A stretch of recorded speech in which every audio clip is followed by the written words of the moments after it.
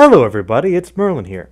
So I recently decided to watch the Bleach live-action anime film on Netflix. Now, after Death Note and Fullmetal Alchemist, you may be wondering why I decided to do this. Well, I thought it might be enjoyably bad at least, and you guys do seem to enjoy these reviews about live-action anime adaptations.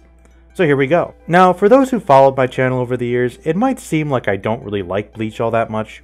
The few videos I've done about the anime over the years have mostly consisted of me complaining about wasted potential. The truth is, though, I really liked Bleach in the beginning.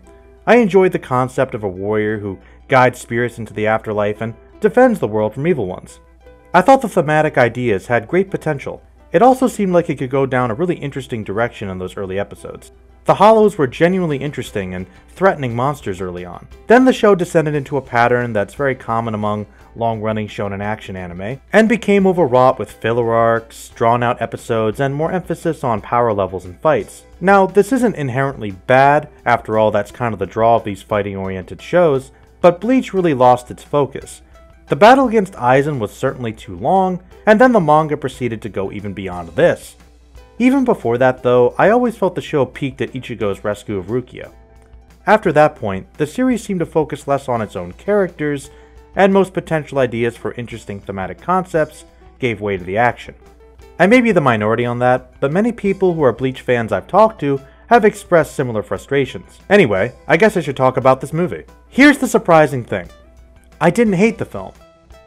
As I was watching, I kept getting this nostalgic rush thinking back on watching those early Bleach episodes back in high school. I really was into it back then. For a brief time, Bleach was one of my favorite shows.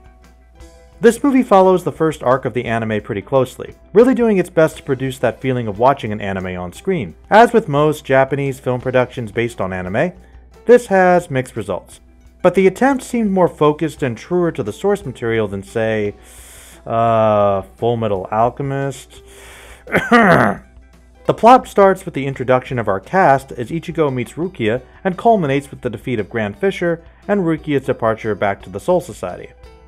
Generally, I felt the acting, effects, and overall atmosphere were pretty good, and mostly captured the vibe of the anime and its characters. Ichigo, Rukia, Byakuya, Uryu, Chad, Orihime, and Ichigo's family were all pretty good representations of their animated counterparts.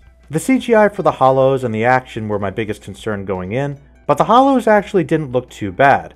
I think the combination of elements for the practical and digital effects worked out pretty well. The worst effects may have been Grand Fisher's fur and Renji's sword, but they were still passable. I've certainly seen worse. Most of the issues I had with the movie were nitpicks that these films often run into. The costumes were always a little lacking. My girlfriend, who is a bigger Bleach fan than me, remarked that she's seen cosplay that looks more convincing. That's true. I honestly thought the costumes were better in the FMA movie, one of that film's few strengths, though they also did share some pretty good shot locations. Some of the makeup choices were lacking as well, such as the hair and presentation for Uryu and Chad, who probably both could have looked better. Though in Chad's case, the visuals would have been hard to pull off. I mean, after all, have you seen him? He's supposed to be 16 in the anime, another common issue with those types of shows. But the actor did capture the spirit of the character at least. The film also couldn't escape some camp, but then again, if it didn't, it probably wouldn't be a true adaptation of an anime. Some of the more dramatic moments worked well too, such as the scenes with Ichigo and his mother, and the Hollows did evoke that sense of a horror movie, though I think they could have played more with that. I did have some minor issues with the writing, as the pacing does feel a tad rushed. Anybody not familiar with Bleach would certainly be a little confused, as Ichigo just runs into all these characters and learns about the mythology of the world without having a nervous breakdown. Uryu literally shows up, mentions he's a Quincy and hates Soul Reapers, and Ichigo is just like, okay, cool. It's one reason these typically work better as shows. There's more time for the characters and the audience to absorb things. From a writing standpoint, Renji is probably the worst thing, as he's more creepy than arrogant in this version.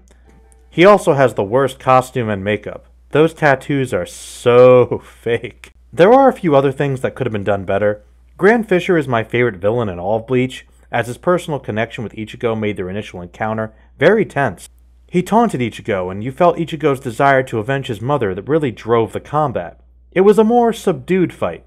In this one, there was more destruction, but the monster's defeat had less weight to it.